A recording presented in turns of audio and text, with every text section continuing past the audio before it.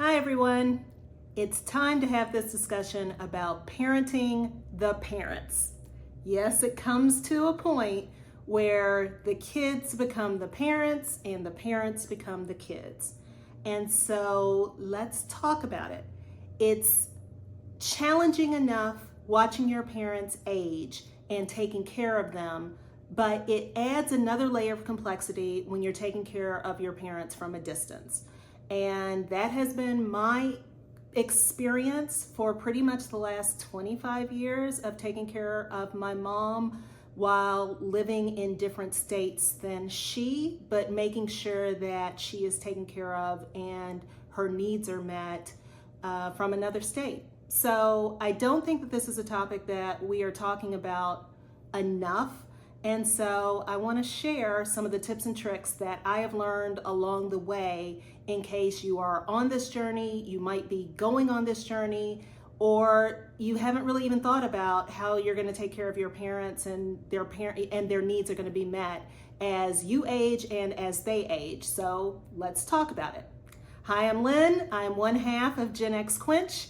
And this is an opportunity for us to talk about all things that are affecting us Gen Xers at midlife and pre-retirement age. And that's what this channel is all about. So today's topic, we are talking about long distance caregiving and some tips and tricks to help you as you care for your parents, potentially from a distance. Now, I currently live about 500 miles away from my mom. She's in Kentucky, I'm in North Carolina. My sister's in Texas.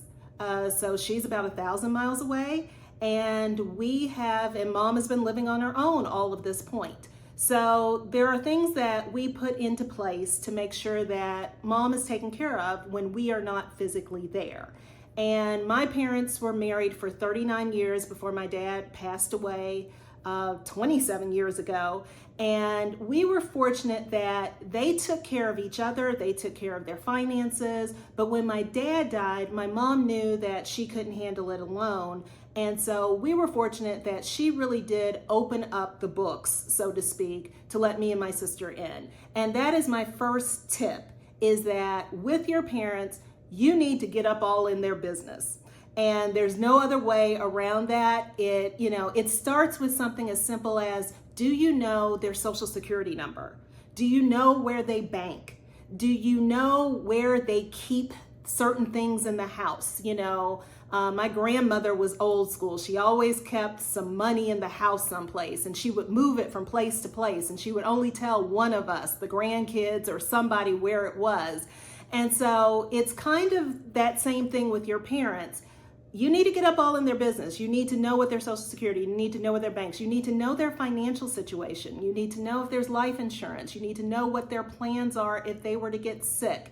And know this stuff and have this conversation, not from the standpoint of you trying to take control or to dictate what's going to happen, but just so that you know where these things are, you know how to handle things in case you are not around and the need arises. So my first tip is, start making the list and making sure that you know the basics of your parent or loved one's business.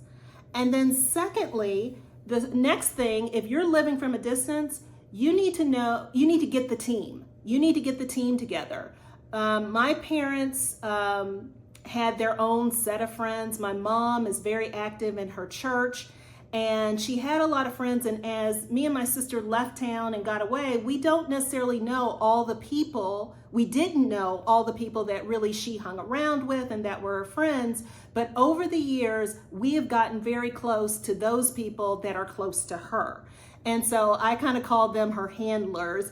And there are church members, there are family members that are local, but they have my phone number, I have their phone number. If something is happening and mom doesn't look good, mom doesn't sound good, if they're concerned, then I am just a text message or a phone call away to know, what's going on and to be able to intervene. So I think it's important that if you live in a different city than your parents, your loved one that you have responsibility for, make sure that the key people in their life that team of people that's keeping eyes on them, that's checking on them, that you have their contact information and they have your contact information. It's very important to have the team in place and be able to access them. It works also a next door neighbor.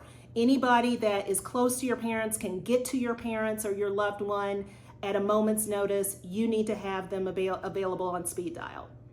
The next tip that I would offer is to get in control from the standpoint of getting things in place.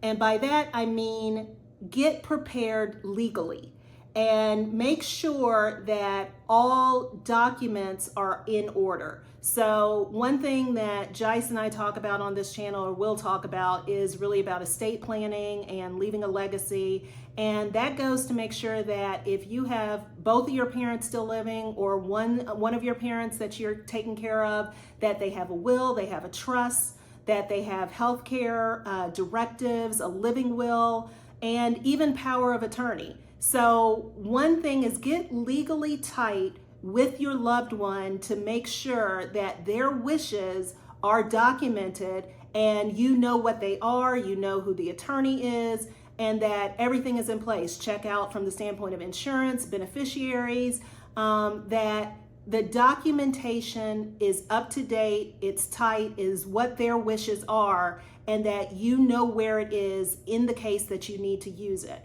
And this isn't just talking about death. This is talking about, the healthcare information in case of hospitalizations. It is power of attorney in case they become incapacitated. You want to have these documents set and up to date and ready to go. And then because of that, the fourth tip that I would offer is to get in alignment. And when I say get in alignment, that really is with other family members. My sister and I have been taking care of Mom for over 25 years from a distance. As she has aged, the needs have changed. Our involvement has increased as far as taking care of her.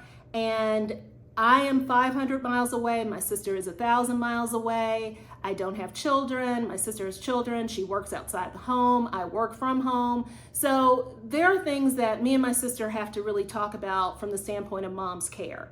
And I know that as much as you all would want the division of labor and the division of responsibilities to be split equal among siblings and the children, that's not always the case.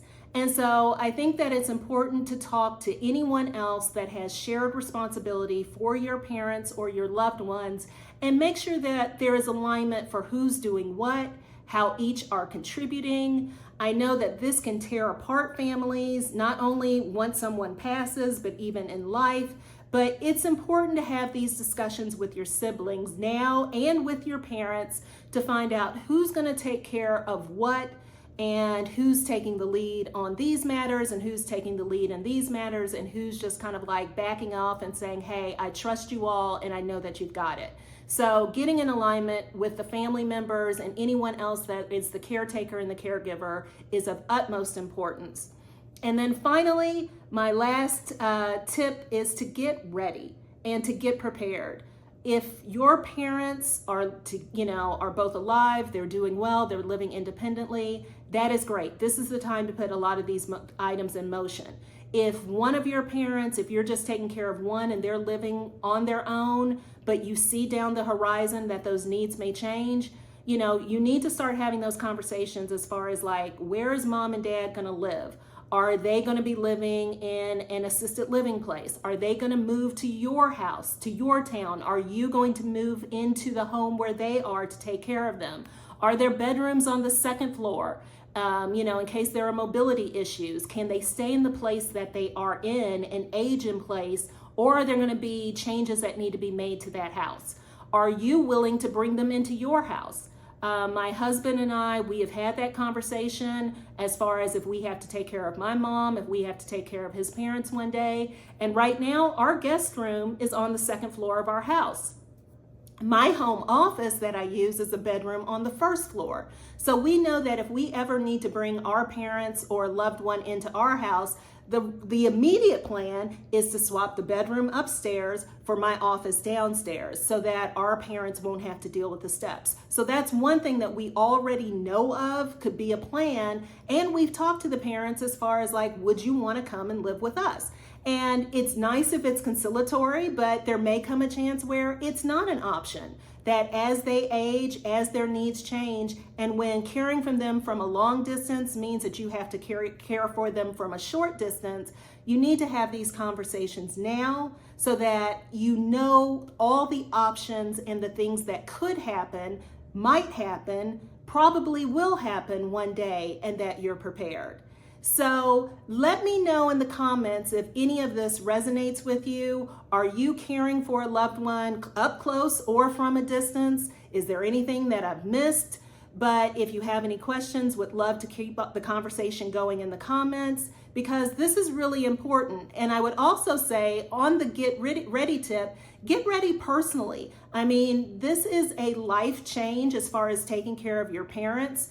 It's almost holding a mirror up in front of you as far as like, oh, this is what the future looks like. So as me and Jice take care of our parents from a distance, it also is giving us time to think about, who's going to take care of us? What do we want our years to look like when we're 80, 85, 90 and beyond? Who's going to take care of us? Are we going to still be able to stay into our home? Are we going to be going into a retirement community and an independent living community? So I think that having this discussion with the people that you love is important, but it's also an opportunity for you to talk to your spouse and your loved one to make sure that your plans are in place, that it may be the conversation that you need to have with your kids as far as what are your wishes and how do you want to age and, grow older and grow bolder. So would love to know if you have any comments, share them, share this video. Let's keep the conversation going. Of course, don't forget to like and subscribe to our channel, and we'll check you out on the next video. Until then, so long, goodbye.